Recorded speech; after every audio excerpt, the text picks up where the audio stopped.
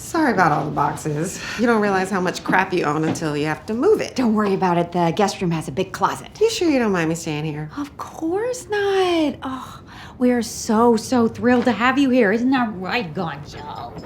Aw, thanks. It's so much easier than staying with my sister in Staten Island. Oh, let me grab your check for the rent. About that.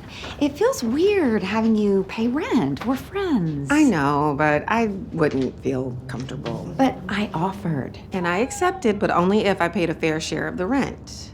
I could end up being here longer than you think. I know I'm only adding a small bathroom and kitchenette, but who knows what problems a contractor will run into once the walls are opened up and I can't take on a tenant if things aren't up to code. You don't have to worry about deadlines. With me, you can stay here as long as you like.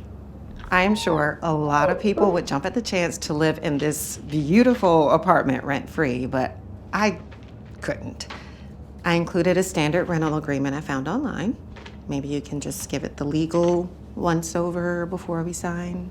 You think we need a formal contract? It'd probably be best to lay out some ground rules. Why don't we take a little moving break for FroYo? Oh, yeah. That's a great idea. I have been craving it nonstop since Celeste brought up 2 Scoops FroYo. Huh.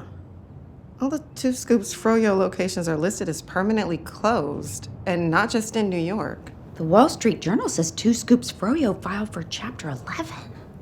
Celeste is broke.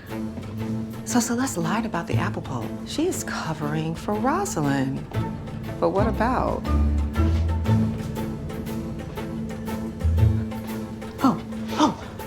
You know how eating a ton of poppy seeds at once can show up as opioids on a blood test? Oh, yeah, we never order poppy seed bagels in the academy. Too many random drug tests. Well, maybe apples.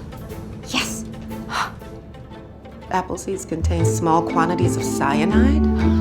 There was plenty of apple pulp in her trash, but I didn't see any seeds. She faked the blood test. There goes alibi. But what about motive?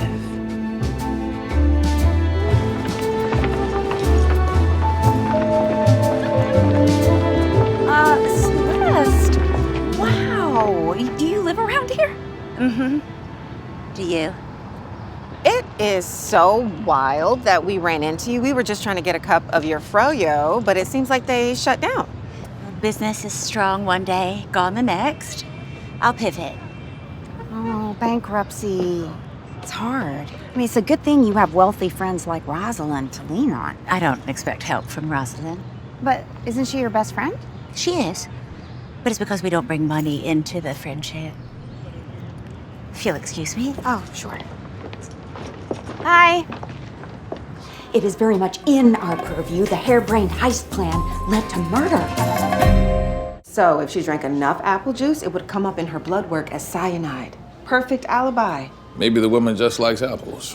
Rosalind told us that Claude polished her candlesticks on the night that he died. But I visited her apartment today. Those candlesticks are tarnished. Why would she lie about that? Because I think what Rosalind actually had Claude polish ended up being murder women. We believe Rosalind used a spoon from a silverware set she brought in to scoop the polish and poison Claude's tea. Back up. Why is Rosalind robbing Vivian's at all? And how is murdering Claude a part of that plan? We don't think it was. Maybe Rosalind recruited Claude to be on her heist squad. Heist team? Crew? Elsbeth? Band? Maybe Claude said no, and then Rosalind, afraid of being exposed, murdered him. Why put Claude on her heist squad? Claude was a key part of Vivian's security. Rosalind would have wanted his help.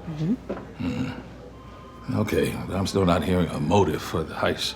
In the first place, Rosalind is a millionaire. We don't think she is. Rosalind's best friend Celeste just declared bankruptcy. They're both hurting for money. And I saw Judith's one-of-a-kind blazer at Rosalind's. Why? We think they recruited Judith, who's been working there for decades and is being forced into early retirement. Plenty of motive to go around.